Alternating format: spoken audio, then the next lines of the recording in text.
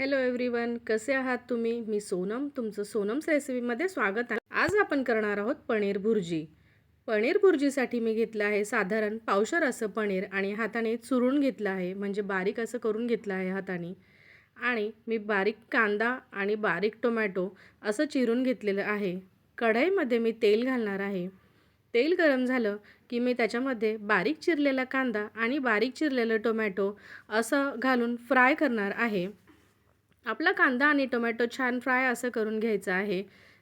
कांदा tomato fry होत आलं की त्याच्यामध्ये मी घालणार आहे वाटाणा. वाटाणा मी फ्रोझन करून ठेवते आणि जेव्हा गरज वाटेल तेव्हा मी तो यूज करते. वाटाणा फ्राय झाला की त्याच्यामध्ये मी घालणार आहे हळद आणि लाल तिखट आणि छान असं मिक्स करून घेणार आहे.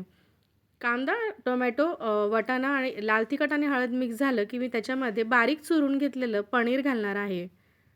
पनीरमध्ये अजिबात पाणी नाही घालायचं, म्हणजे भुर्जी आपली क्रिस्पी आणि छान अशी होते. आता पनीर घातल्यानंतर ते सगळं मिश्रण जे आहे ते एकजीव करून घ्यायचं आहे, म्हणजे मिक्स करून घ्यायचं आहे.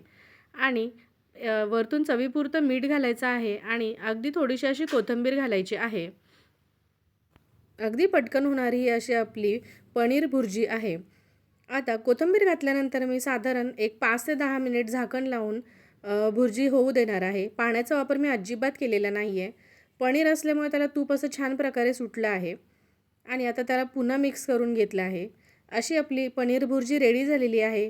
फास्ट आणि एकदम सोपी अशी ही पनीर भुर्जी आहे आणि खायलाही अगदी एकदम छान लागते.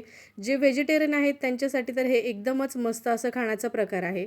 जर तुम्हाला माझी ही पनीर भुर्जीची रेसिपी आवडली असेल तर प्लीज चॅनलला लाईक करा, शेअर करा आणि सबस्क्राईब करा. Thank you.